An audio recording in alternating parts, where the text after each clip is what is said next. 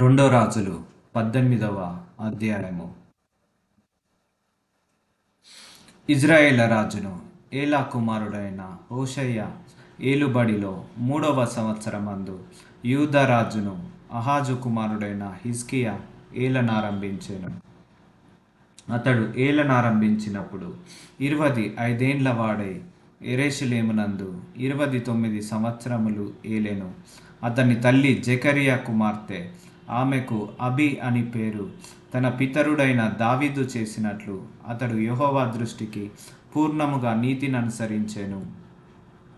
ఉన్నత స్థలములను కొట్టివేసి విగ్రహములను పగలగొట్టి దేవతా స్తంభములను పడగొట్టి మోషే చేసిన ఇత్తడి సర్పమును చిన్న భిన్నములుగా చేసెను.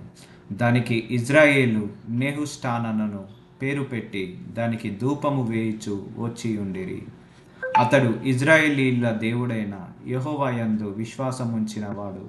అతను తర్వాత వచ్చిన యూదా రాజులలోనూ అతని పూర్వీకులైన రాజులలోనూ అతనితో సమానమైన వాడు ఒకడును లేడు. అతడు యెహోవాతో హత్తుకొని ఆయనను వెంబడించుటలో వెనుక తీయక ఆయన మోషేకు ఆజ్ఞాపించిన ఆజ్ఞలన్నింటినీ గైకొనుచుండెను. కావున యెహోవా అతనికి తోడుగా ఉండెను. తాను వెళ్ళిన చోట నెల్ల అతడు జయము పొందెను. అతడు అష్షూరు రాజునకు సేవ చేయకుండా అతని మీద తిరగబడెను. మరియు గాజా పట్టణము వరకు దాని సరిహద్దుల వరకు కాపరుల గుడిసెల యందేమి ప్రాకారములు గల పట్టణముల యందేమి అంతటను అతడు ఫిలిస్తీయులను ఓడించెను. రాజైన హిజ్కియా ఏలుబడిలో 4వ సంవత్సరమందు ఇజ్రాయేళ్ల రాజైన ఏలా కుమారుడగు హోషేయ ఏలుబడిలో 7వ సంవత్సరమందు అష్షూరు రాజైన షల్మా నెసెరు షోమ్రోను పట్టణము మీదికి వచ్చి ముట్టడి వేసెను.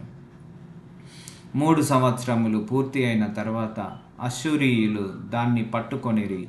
హిజ్కియా ఏలుబడిలో 6వ సంవత్సరమందు ఇజ్రాయేలు రాజైన హోషేయ ఏలుబడిలో 9వ సంవత్సరమందు షోమ్రోను పట్టణము పట్టబడెను. తమ దేవుడైన యెహోవా సెలవిచ్చిన మాట వినని వారై ఆయన నిబంధనకును ఆయన సేవకుడైన మోషే ఆజ్ఞాపించిన దానంతటికిని లోబడక అతిక్రమించి ఉండిరి. అష్షూరు రాజు ఇజ్రాయేలు వారిని అష్షూరు దేశములోనికి తీసుకొని పోయి గోజాను నది దగ్గరనున్న హాలాహు, హబోరు అను పట్టణములలోను మాదీయుల పట్టణములలోను వారిని ఉంచెను. రాజైన హిజ్కియా ఏలుబడిలో 14వ సంవత్సరమందు అష్షూరు రాజైన సన్హెరీబు యూదా దేశమందున్న ప్రాకారములు గల పట్టణములన్నింటి మీదికి వచ్చి వాటిని పట్టుకొనగా యూదా రాజైన హిజ్కియా లాకీషు పట్టణమందున్న అష్షూరు రాజునొద్దకు దూతలను పంపి, నా వలన తప్పు వచ్చినది. నా యుద్ధ నుండి తిరిగి నీవు వెళ్ళిపోయిన ఎడల నా మీద నీవు మోపిన దానిని నేను భరించుదునని వర్తమానము చేయగా, అష్షూరు రాజు యూదా రాజైన హిజ్కియాకు 600 మణుగుల వెండియు 60 మణుగుల బంగారమును జుల్మానాగా నియమించెను. కావున హిజ్కియా యెహోవా మందిరమందును రాజనగరనందును పదార్థములలో కనబడిన వెండి అంతయు అతనికి ఇచ్చెను. మరియు ఆ కాలమందు హిజ్కియా దేవాలయపు తలుపులకున్న బంగారమును తాను కట్టించిన స్తంభములకున్న బంగారమును తీయించి అష్షూరు రాజునకు ఇచ్చెను. అంతటా అష్షూరు రాజు తర్తానును రబ్సారీసును రబ్షాకేనును లాకీషు పట్టణము నుండి యెరూషలేమునందున్న రాజైన హిజ్కియా మీదికి బహు గొప్ప సమూహముతో పంపెను. వారు యెరూషలేము మీదికి వచ్చిన చాకిరేవు మార్గమందున మెరక కొలను కాలువ యొద్ద ప్రవేశించి నిలిచి రాజును పిలువనంపగా, హిల్కియా కుమారుడును గృహ నిర్వాహకుడనైన ఎల్యాకీమును శాస్త్రియగు షెబ్నాయును రాజ్యపు దస్తావేజుల మీద నున్న ఆసాపు కుమారుడైన యోవాహును వారి యొద్దకు పోయిరి. అప్పుడు రబ్షాకే వారితో ఇట్లనెను, ఈ మాట హిజ్కియాతో తెలియజెప్పుడు. మహారాజైన అష్షూరు రాజు సెలవిచ్చినదేమనగా, నీవు ఇలాగు చెప్పవలెను, నీవు నమ్ముకొను ఈ ఆశ్రయస్పాదము ఏపాటి ప్రయోజనకారి. యుద్ధ విషయంలో నీ యోచనయు నీ బలమును వట్టి మాటలే. ఎవని నమ్ముకొని నా మీద తిరగబాటు చేయుచున్నావు? నలిగిన రెల్లు వంటి ఈ ఐగుప్తుని నీవు నమ్ముకొనుచున్నావు గదా. ఒకడు దాని మీద ఆనుకొన్న ఎడల అది వాని చేతికి గుచ్చుకొని దూసుకుపోవును. ఐగుప్త రాజైన ఫరో అతని నమ్ముకొను వారికందరికి అట్టివాడే. మా దేవుడైన యెహోవాను మేము నమ్ముకొనుచున్నామని మీరు నాతో చెప్పెదరేమో. సరే, యెరూషలేమందున్న ఈ బలిపీఠమునొద్ద మాత్రమే మీరు నమస్కారము చేయవలెనని యూదా వారికిని యెరూషలేము వారికిని ఆజ్ఞ ఇచ్చి, హిజ్కియా ఎవని ఉన్నత స్థలములను బలిపీఠములను పడగొట్టెనో ఆయనే గదా యెహోవా. కావున చిత్తగించి అష్షూరు రాజైన నా ఏలిన వానితో పందెము వేయుము. 2000 గుర్రముల మీద రౌతులను ఎక్కించుటకును నీకు శక్తి ఉన్న ఎడలను నేను వాటిని కిచ్చెదను. అట్లయితే నా యజమానుని సేవకులలో అత్యల్పుడైన అధిపతియగు ఒకనిని నీవెలాగు ఎదురింతువు? రథములను రౌతులను పంపునని ఐగుప్తరాజును నీవు ఆశ్రయించుకొంటివే. యెహోవా సెలవు నొందకయు ఈ దేశంలో పాడు చేయుటకు నేను వచ్చి తినా లేదు. ఆ దేశము మీదికి పోయి దాన్ని పాడు చేయమని యెహోవా నాకు ఆజ్ఞ ఇచ్చెను అనెను.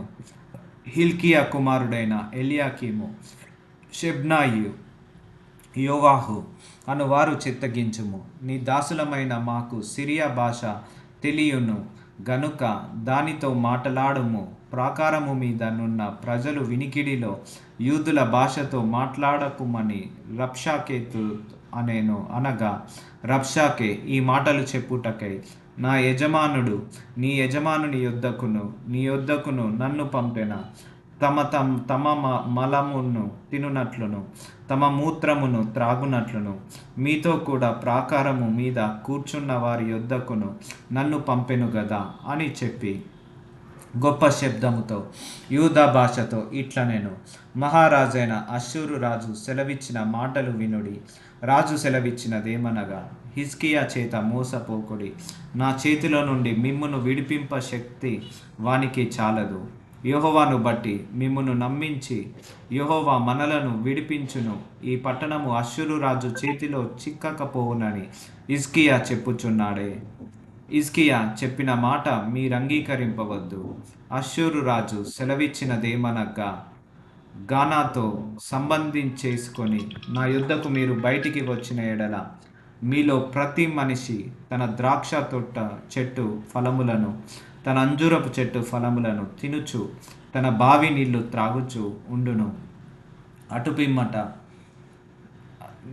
అటుపిమ్మట మీరు చావక బ్రతుకున్నట్లుగా మేము వచ్చి మీ దేశమునకు అనగా గోధుమలను ద్రాక్షారసమును గల దేశమునకును ఆహారమును ద్రాక్ష చెట్లను గల దేశమునకును ఒలీవ తైలమును తేనెయను గల దేశమునకును మిమ్మును తీసుకొని పోవుదును. అచ్చట మీరు సుఖముగా నుందురు. కావున యెహోవా మిమ్మును విడిపించునని చెప్పి హిజ్కియా మీకు బోధించు మాటలను వినవద్దు. ఆయా జనముల దేవతలలో ఏదైనాను తన దేశమును అష్షూరు రాజు చేతిలో నుండి విడిపించెన. హమాతు దేవతలు ఏమాయెను, అర్పాదు దేవతలు ఏమాయెను, సెపర్వాయిము దేవతలు ఏమాయెను, హేనా ఇవ్వా అను వారి దేవతలు ఏమాయెను. షోమ్రోను దేశపు దేవత మా చేతుల నుండి షోమ్రోనును విడిపించెన.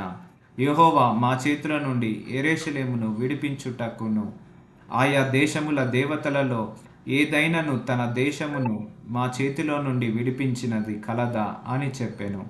అయితే అతనికి ప్రత్యుత్తరం ఇయ్యవద్దని రాజు సెలవిచ్చి ఉండుట చేత జనులు ఎంత మాత్రము ప్రత్యుత్తరమియ్యక ఊరుకుండిరి. గృహ నిర్వాహకుడును హిల్కియా కుమారుడైన ఎల్యాకీమును శాస్త్రియగు షెబ్నాయును రాజ్యపు దస్తావేజుల మీదనున్న ఆసాపు కుమారుడైన యోవాహును బట్టలు చింపుకొని హిజ్కియా యొద్దకు వచ్చి రబ్షాకే పలికిన మాటలన్నీ తెలియజెప్పిరి.